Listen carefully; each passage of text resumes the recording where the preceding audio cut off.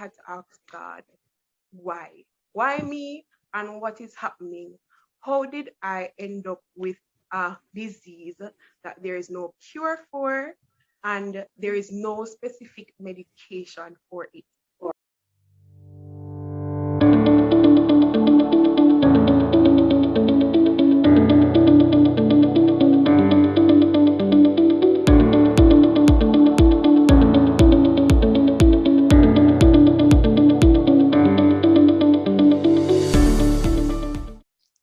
Hello, everyone. Hello. Welcome to another episode or second episode of Lived Experiences with Nuts and Sugar. But unfortunately, Sugar will not be here with us today. She should be here for our next episode, but she's not here today. And I'll do my best to represent her well. We're here with Miss Daena Shae McIntosh. Hi, Daena. Hi. Okay. So Daena will be talking to us about surviving, or at least living with, trigeminal neuralgia.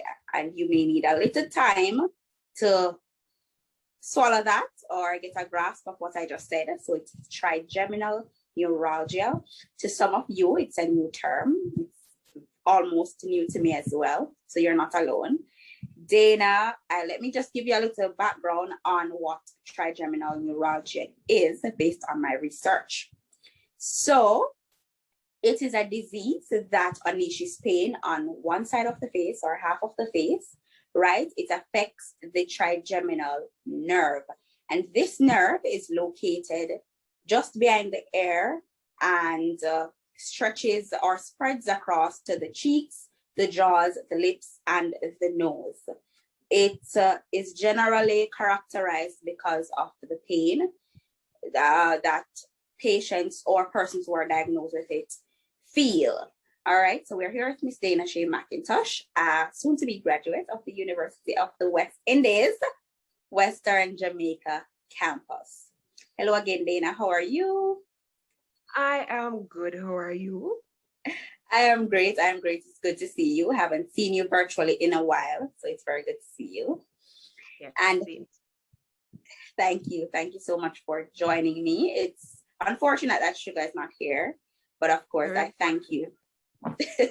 Yes, but I thank you so much for coming. So Daena, the word is a bit, or the phrase or the term is a bit new. It's a bit funny, difficult to pronounce, but I did a little practice. When you heard this term for the first time, what was your reaction like, if you can remember? So the first time I heard about this term, this disease, chronic pain, it wasn't from a doctor. So a friend in 2018 thereabouts, he knew that I was feeling the pain and I always talked to him about it. And he sent a poster with the symptoms and the triggers and all of that. And he said trigeminal neuralgia. So I was like, who? You know, it's not diabetes, it's not cancer, trigeminal neuralgia. So I went on Google and I Googled it and I realized that the same triggers and the symptoms and everything, it aligns with what I have. So I was like, God, what is this? Trigeminal neuralgia? Me not understand. Oh my because me not understand. Because as I told you before, in 2013 when I started to feel the pain, doctors, dentists told me that it was my wisdom teeth. I'm growing more than one.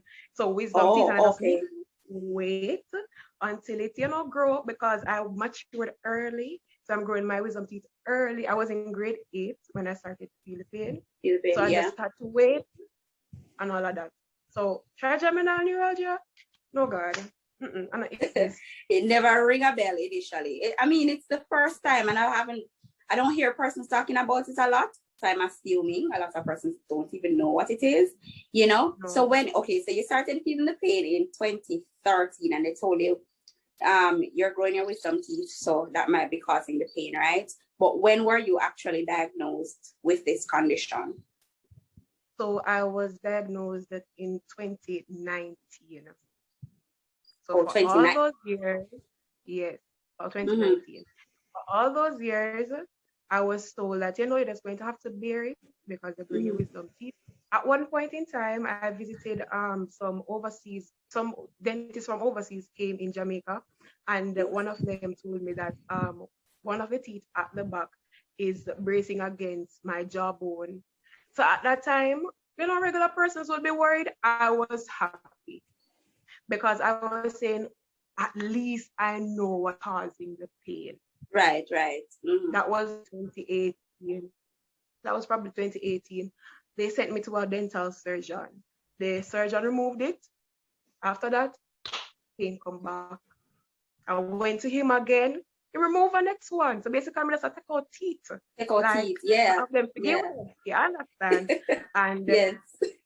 the pain was still back. So it reached a point where he said that I cannot do anything more for you. You need to see a neurologist. And I Mm-hmm. did in 2018, 2019, thereabout. And I got So you diagnosed. were misdiagnosed from 2013 all the way until 2019 when you actually saw a neurologist. Okay. So you basically so what was it like taking that next step to see the neurologist? So I went to her office and, she asked me what kind of pain I was feeling. I told her that it is like a burning or like you have ice pick stabbing you continuously or Yeah. a jolt, electric. It comes in all sorts, right? It is Mhm. horrible. So I told her that I was feeling that way. And she asked me if I ever heard of trigeminal neuralgia. I told her that somebody told me about it before. She's saying that it looks like I have this. So she sent me to do a MRI, and the Mhm. MRI showed nothing. Everything was completely fine. So at that point in time, I had to ask God, why? Why me? And what is happening? How did I end up with a disease that there is no cure for and there is no specific medication for it? For it. Because at the moment, I'm taking medication that epileptics take or persons with muscle conditions. So there is no Oh, cure for it and there is no medication for it. I just take, wow. what helps. Wow. So the doctor told me, the neurologist told me that, you're just going to have to live on medication Mhm. because that is the only thing that helps. There are other, you can do, like you get injections or Yes. you can do medications, of course, and surgeries. But the surgery that is most invasive, which is microvascular decompression, she doesn't know Microvascular decompression. compression. Mm-hmm. He doesn't know of it ever being done in Jamaica. In Jamaica. So that means you need to go somewhere else to get it And done. I would not like to go in the details of what it is. Or even what it will cost. Okay? Let's not Even talk what it about will cost, Healthcare is very mm-hmm. expensive, especially doing certain type of things. It's really expensive. So I can imagine that. But you said so okay, when the doctor sent you to do the MRI, that was to detect the trigeminal neuralgia? Yeah, to see if anything is happening in my brain or in the nerve, because right now I feel it in my upper jaw and the lower part of my jaw. So Mm-hmm. pain stems from my ear, comes straight to my nose and underneath here. So Oh, she says wow. everything is clean. There's no abnormality in my brain.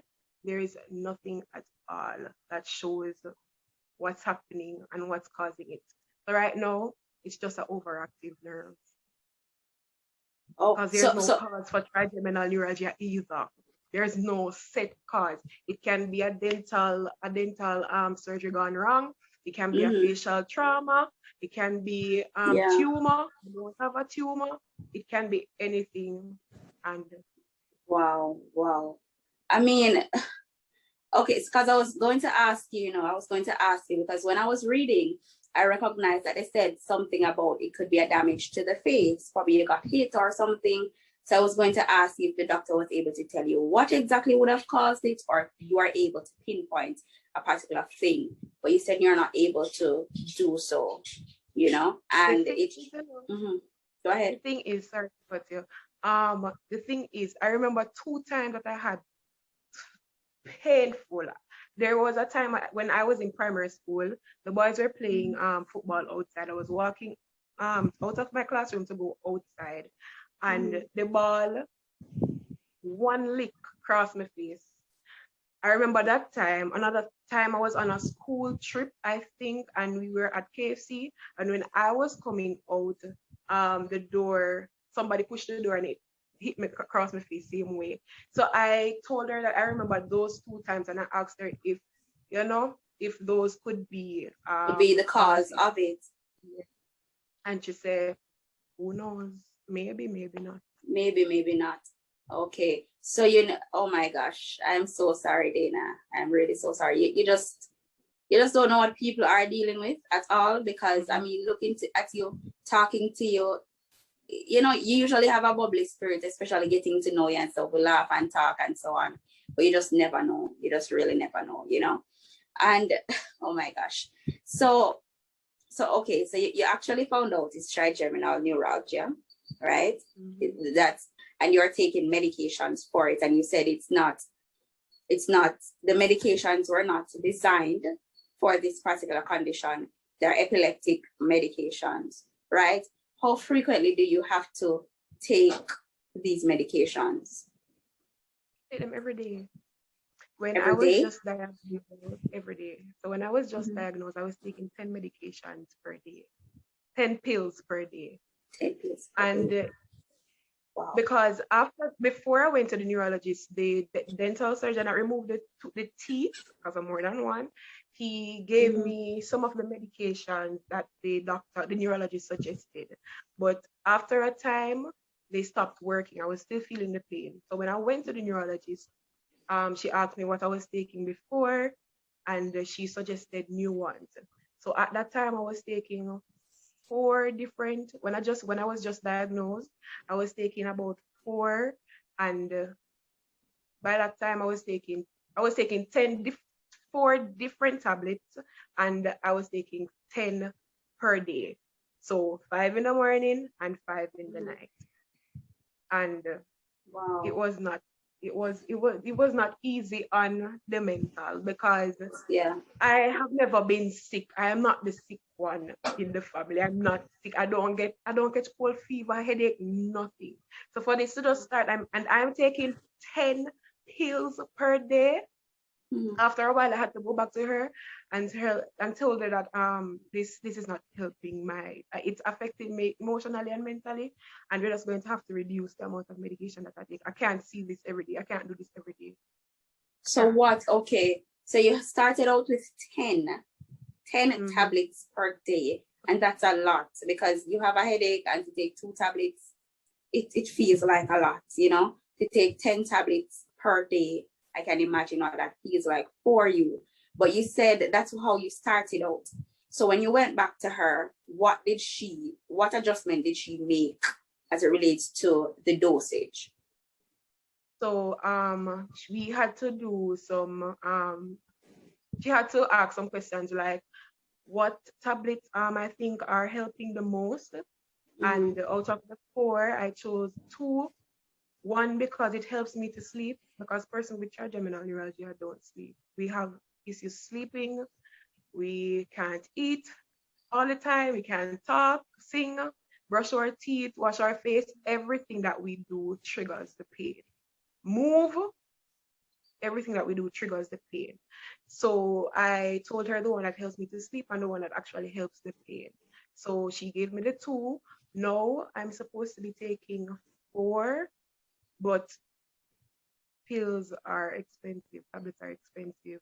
So right now I'm buying the least expensive one, and it's helping. So I'm taking 2 per day until I'm buying the other one to take. By the other ones. Okay, I understand. And what's the cost of the tablets like? All right. So without my health cards, Tegretol is, and this is the price from 2019. So obviously it has Would have increased, right? So Tegretol is $7,667 for 1 month, for the 1 month Right. duration, and the trauma set is 9,227. But with the help of my health cards, I'm able to reduce it. It reduces it to a significant amount. So right now, I'm paying for the Tegretol, I'm paying about 1,500, and for the trauma set, it will be 4,000 something. Okay, it's very expensive, really expensive, you know. Oh my gosh. All right, so I want to ask you though, if you're taking the medications now, right? And you're not taking the 4 as was stipulated, you're taking 2 because of, you know, price reasons and so on, the cost of it. What is it to managing it? You know, what are you still feeling severe pain and so on? So the thing with trigeminal neuralgia is it's on and off. So a couple months ago, I wasn't taking any tablet at all, and I was not feeling any pain. But probably a month ago, pain come back full force. So I had to get the tablets, and when I take them, yes, it helps put me to sleep immediately, helps with the pain, but there will be times when I get a jolt. I'll be talking and I get a jolt of pain, or I get a burn and stuff. It helps tremendously, but there will be times when it doesn't. And the thing with trigeminal neuralgia, it's different for everybody, because there are stories where persons say that they take the tablets, they don't help at all, which is why, you know, it's also called the suicide disease. Suicide. That is another thing that I could not manage to see. That the first thing I saw when I looked it up, it's called the suicide disease, because persons that, you know, the tablet doesn't help XYZ, they get depression, anxiety, and because it's not very known, not all persons catch it immediately. So some doctors will tell you that it's, you know, psychiatric illness. They think that you're literally going mad, or it's toothache like my situation, or something. And or sinus. I was reading and someone was right. So persons just give up. Give up. I cannot do this anymore, and it's time. Just time. Yeah, especially if you're not diagnosed correctly, you know. You go about taking out all your teeth and nothing helps, you know. You don't know where to turn, and because of the expense too, to see a neurologist is not cheap, you know. It's not cheap at all. Yeah, and to see a dentist is not even cheap. So paying to see a dentist, taking out all your teeth, and then pay to see a neurologist, some persons may not be able to afford it, and we understand that perfectly. But what you mentioned, the suicide disease, which I didn't mention before, and I want to touch on that for a bit. You researching, see, the first thing that comes up, because when I researched, I saw it too, you know, it's known as the suicide disease. That must ring some, you know, kind of trigger something in you. When you see that and you know that it's unpredictable, it may attack you anytime. Anything you do, it could attack you. You don't ever have to do anything and it can attack you, you know. Having that knowledge and knowing that for some persons, the medications do not work. How do you kind of manage this psychological effect of this to really say, all right, I need to keep positive, I need to keep in a good spirit, because I don't want to go there. I don't want that to be my fate, you know? How do you deal with this? So seeing suicide disease, I've been through a lot of things in this life, but suicide has never been the answer to any of those, for religious beliefs, and for the reason that I cannot do that to my family and I cannot do that to my friends. So I have to find a way to deal with it just some other way. But seeing suicide disease and then knowing that I fell into depression in 2018 when CAPE preparations just start. Nardia, I tell you, worst time in my life. I remember asking my brother how I reacted during that time, and he said that I literally resembled a zombie. I was in my room. I did not get up out of my bed unless it was to take a shower or to drink water because I wasn't eating either. Yeah. I wasn't eating because everything triggers the pain. So I wasn't eating, I wasn't sleeping. I only get up out of my bed to shower. I'm going through this. Meanwhile, I'm doing CAPE. I'm praying for CAPE time. You know, so at final year, I was at COMC. So a final year CAPE, final time. It was horrible. I could not study. I could not focus. I was literally just existing in this world. Wow. Pain non-stop. No matter what I did, I was feeling this pain. And at this time, you know, so I got diagnosed in 2019. So I wasn't taking the medication that I got at that time. So I never have no medication, none. Right. You never knew what it was still. I'm there. Thus I got through it and all these things. I went to school ready for CAPE every day that we had CAPE, the exam. I went to school, persons look at me, person said, Daena Shae, I don't like how you look. Daena Shae, persons who weren't seeing me over the phone, Daena Shae, me not hear from you, what happened? Me good, me all right. Just I got through a tough time. Nobody knew unless you were in contact with me or seeing me. It was the worst time in my life. And I questioned God a whole lot. I asked God, why me? Why me? Why I forget? You could have like literally said this to God. You could have like give me diabetes so we know so we can actually, you know, find a cure. Regulate and This disease literally has no cure. There is no even the surgery that is a microvascular decompression that persons do. Persons might do it and they don't feel any pain for 15, 20 years, but it comes back. Some persons do it, they feel the pain in 6 years. If you understand the nature of the surgery, you wouldn't want to bet on it.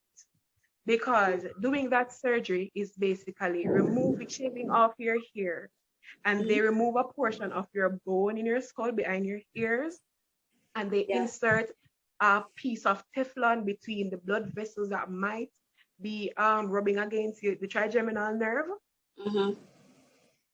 Brain surgery and all them something there, not I. When me hear them something there, not I. So it's not out a long time. So it's not an option for you then to do the surgery. What about you? I mean, it's an invasive surgery, you know. I can understand why you would be troubled or unsure as to, or decided not to go there at all. You mentioned injection though earlier as a way that they try to manage the disease. Have you ever thought of that? Or what results have your research provided as it relates to the effectiveness of the injection? So because this disease is not well known in Jamaica, and not a lot of neurosurgeons or neurologists suggest those treatments because probably they just don't know how to do it. Just my neurologist Freddie, I don't know. But I do plan to get second opinions. But I know that some persons do acupuncture, they stick the needles in different parts of your face. I think that is to you know, kind of numb the nerves or something like that. But at the end of the day, it still come back. It still come back. So nothing is a total or perfect fix. Nothing at all. Spend money on it and do it. Might as well just take the medication and go through. You understand? So is there a possibility for it to just ever go away? You know? I have not heard a case. I have not heard a case where it just stops. Oh, it's something you'll have to live with forever. Forever. Wow. Oh my gosh. Because even when I just started feeling the pain in grade 8, 2013, Um, I I was in class. I remember the day that I started to feel it. I was in class and I just started to feel this burning sensation and this like somebody was literally just jabbing me with ice pick in my left side of my face. And I was like, what is this? And then I felt it like for a couple months and then for a year it stopped. A year it stopped. And then it just come back. And then for a year again it stopped. And then from that time, it has been there. And it stops like a couple months or two or whatever, but it comes back. You don't know when it's going to happen. You don't know anything. That is why I just have to be extra careful. I can't talk too loud. I can't move too hard. You understand? It literally affects my lifestyle. I sing That a lot affects at everything church. you want to do. I sing a So, lot at church. I sing a lot at school. Sometimes never tell them, say, I can't come in, I can't sing because I'm feeling sick. yeah. Oh my gosh. So it affects the quality of life you're able to live. And I know you like to sing, so and you have to put off that or cancel or something like that. Oh my gosh, Daena. Lord. So what are the months like when you feel no pain at all? What do you do? What are the months like when you don't feel anything? Such a glorious time. I just want to run and jump off a mountain. I just want to fly. I just want to fly because I think I think when I just started to feel it in 2013, it was hell. There were days when I fall asleep on the floor because I just tried to curl up in a ball, try to find anything to try to relieve the pain. It was horrible, but I think over the years I've gotten used to it. It doesn't make it less painful, but I've gotten used to it. So when the pain goes away, Lord, I just want to thank you. Praises lift up, just excitement because it's because I know that I have to enjoy that moment because it will be back soon. Yeah. So you do all you can, all you love to do. And I encourage you to do that. Sing every time they call you to church, you go out to sing because it's unpredictable. You don't know when it might come again to do all the things you love when you get that kind of break, And you said that you kind of get used to it. That's nothing to get used to, you know what I mean? It's really nothing to get used to, but it's your way of coping and surviving. And I know you're spiritual. What part does this really play in helping you to cope? I think that I have accepted that this is just a thorn in my flesh.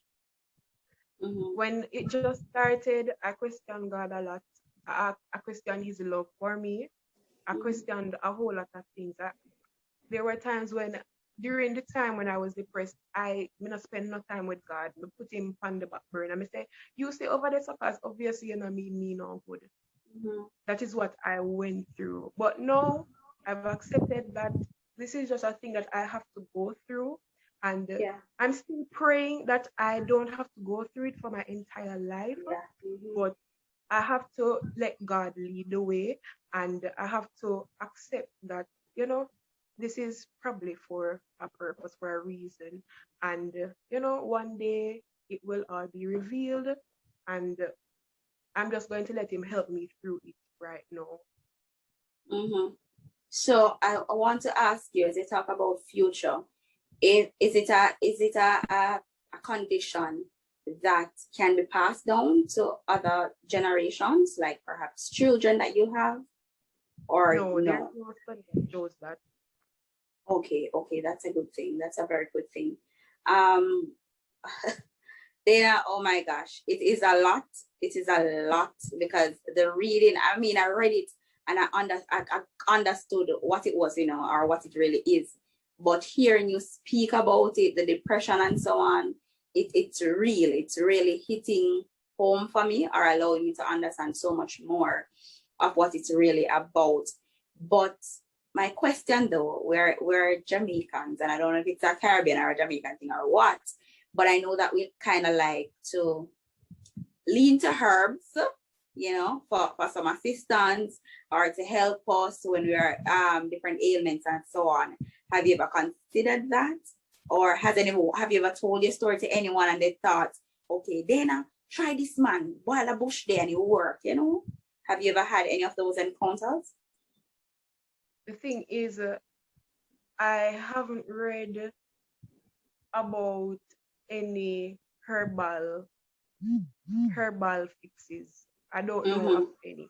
And then the thing is, there's not much research on it, Yeah. especially like in Jamaica, or it's not a very well known disease.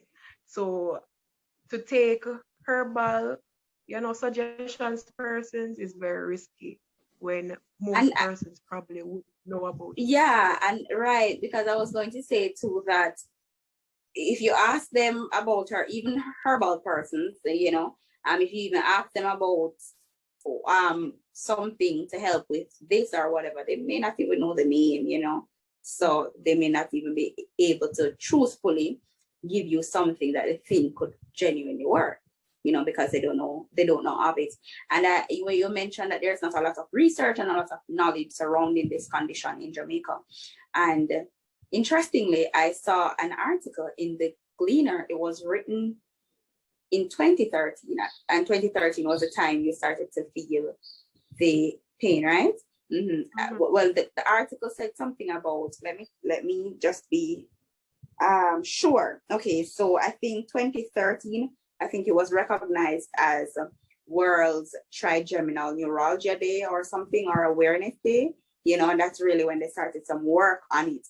But it's not Caribbean-based work, you know. It's really in the United States.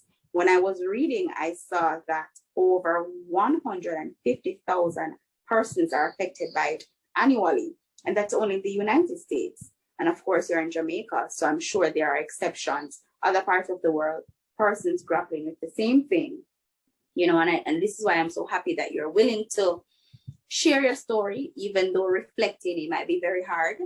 Given all you've gone through, it might be very difficult for you. But I'm so happy that you found the courage to do it, because the next time someone feels a toothache or what is presumed to be a toothache, of course, they can, if it's not working, if they're taking out the teeth and it's still not working, of course, if you have the means to, you can seek other knowledge and other opinions. So, of course, you can understand what really is happening. Given that it affects your quality of life, and I remember when I was talking to her, at least how I found out about this, I was talking to you and it sounded as though we laugh and we talk and so on. So I'll ask you like, Daena, what you eat, you know, because your mouth sounded a bit full. And it was in asking you that you told me, I'm not eating anything.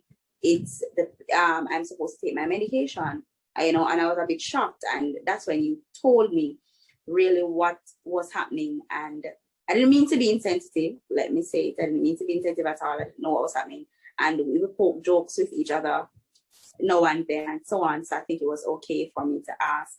But sometimes the questions we ask, we don't know what it is digging up for some persons and the kind of emotions where our wounds were opening up for them.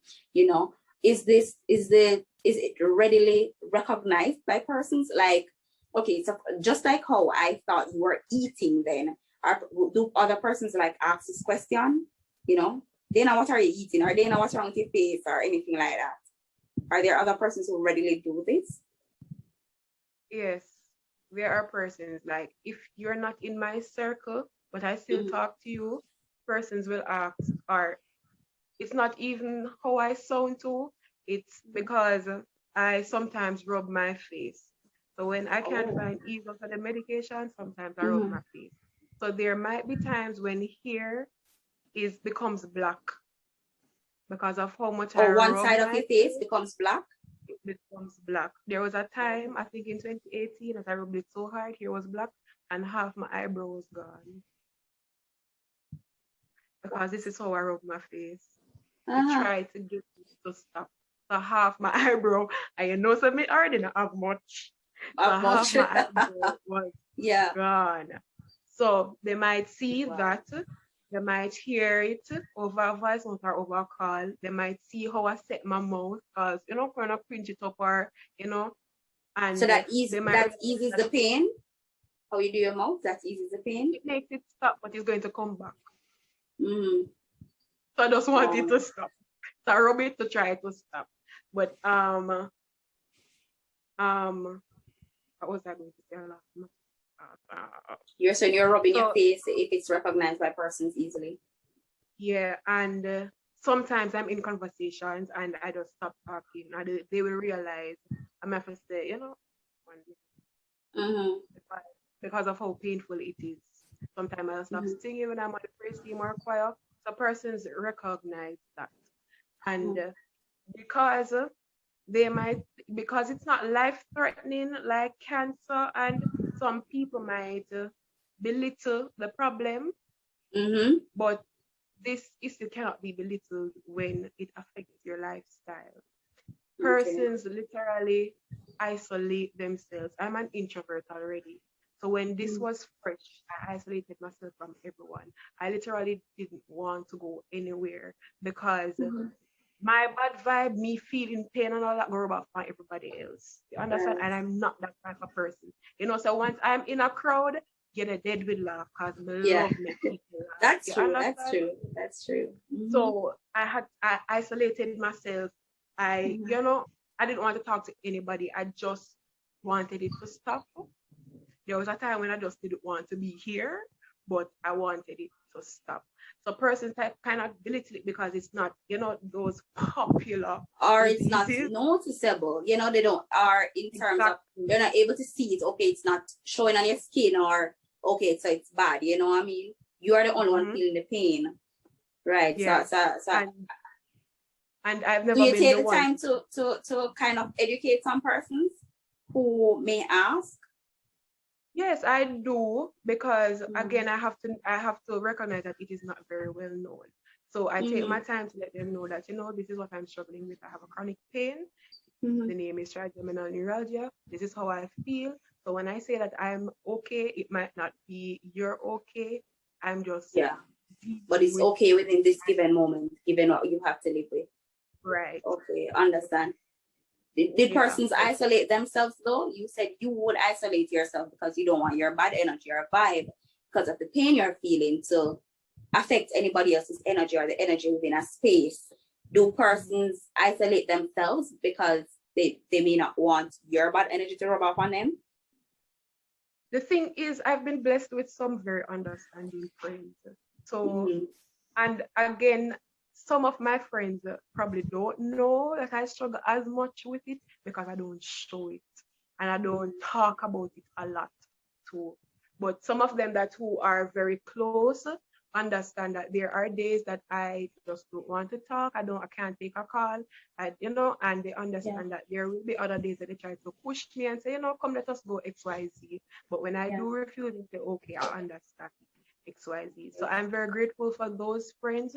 But at the end of the day, I still have to, try to push and try to let others know who might not really understand the situation that, this is something that I really cannot do, and I need you to respect that, I won't be able to be there all the time, and I get that. I mean, you said you don't show it and you don't really talk about it, and it's so true, because I had no idea. I had no idea that you were, I mean, we all have things that we grapple with, you know what I mean? But to say you are dealing with this pain constantly, it's not something I could have seen or recognized, that Daena was in pain. You know what I mean? Anytime we talk and so on, we crack two jokes and life goes on and we're happy and we're good. But we didn't really. For 3 years, right? Yeah, and I knew nothing. And I'm sure most persons in the class never knew either. Still don't know, And we're in a class for 3 years. We did projects together. I had no idea until recently. I asked Daena, why in your mouth, and she decided to give me a little bit of her story and her journey, and oh my gosh, I wish that you continue to pray. You're a believer, and I'm happy that your faith has been restored and you can kind of lean on that. And as we talk about faith being restored, it's kind of your cushion, you know, to kind of allow you to move on. But what is the support like from family, or at least how important is this kind of support for you to continue the journey and not get into a state of depression and so on again?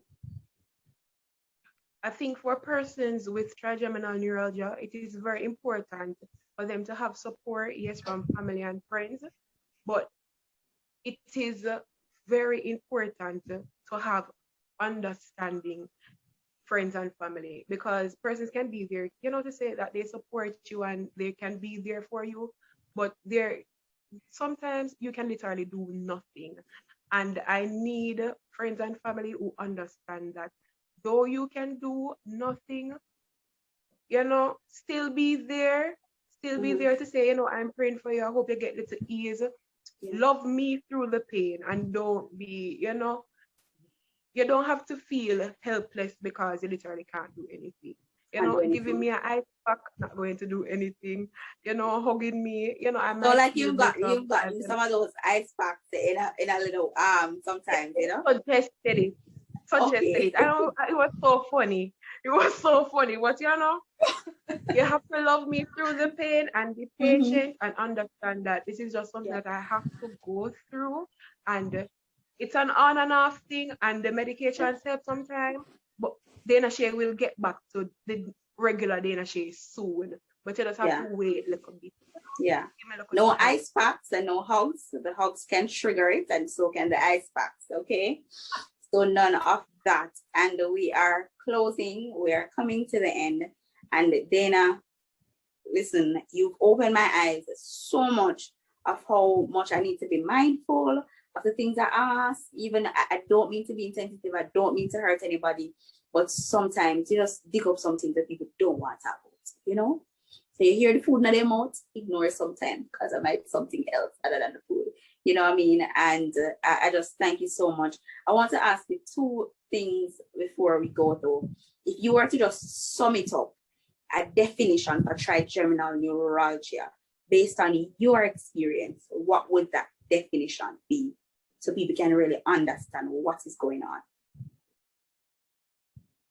To sum it, oh Lord. It's pain and agony. It is trying to find the beauty when you're surrounded by darkness and suffering, but still it helps you to be more grateful about the little things in life. Yeah. It helps you to express more grace to others, because you really never know what people are going through. Yeah.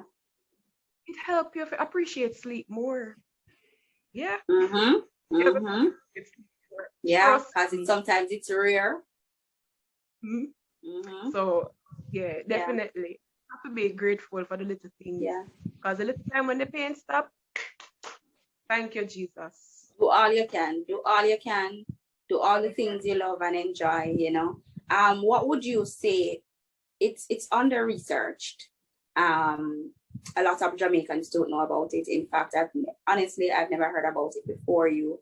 If you could have a conversation with someone in authority, particularly the health ministry, what would you say to them, especially as it relates to your condition?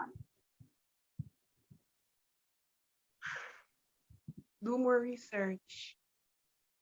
Do more research. Do more research. Try to find a way. Try to develop something that is permanent. And, you know, not everything in this life is going to have a permanent fix. I understand that. But I need to see and I need to feel like there is an effort being placed on understanding this disease and understanding how persons are coping with it.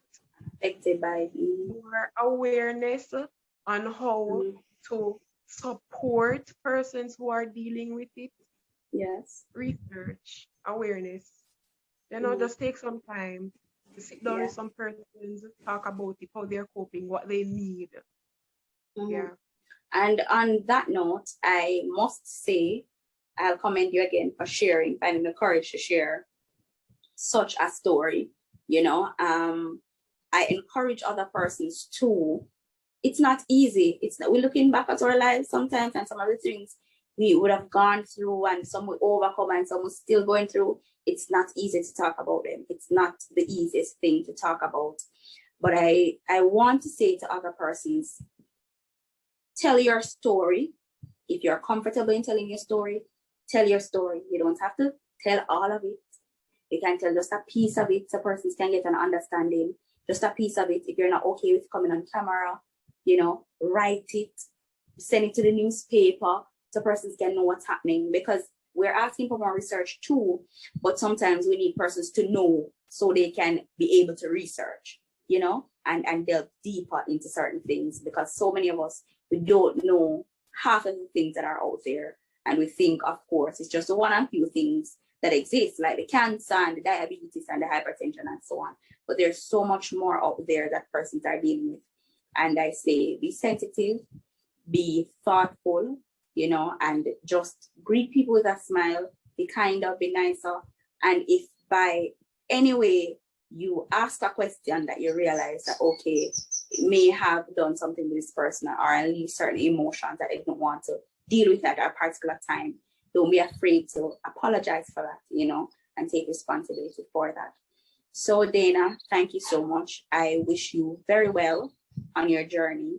You know, I hope you'll find more relief, more months of relief for you, and even years of it. And of course, if you should ever choose any other route, I pray that, or decide to go any other route as it relates to managing this disease, you'll have the finances to do so, you'll have the courage, you'll have the support, you know, and I'm here if you need to crack a joke, you know. I love a good joke. I love to give them myself. So I thank you so much, and I wish you very, very, very well. Thank you for sharing. Thank you, and thanks for having me. No problem. And I'll tell everyone, we spoke on surviving trigeminal neuralgia. You can research it. It will be available. Well, this episode, it will be available on YouTube on Sunday, July 4th. You can listen Daena's story, and of course, you'll hear more about it on our Instagram page, okay? You can follow us on all our platforms at Lived Experiences with Nance and Sugar on Facebook and YouTube, and of course, on Instagram at Lived_experiences, and on Twitter at Lived Experiences. We had Daena with us today, sharing her story. Thank you, Daena, and thank you so much for listening.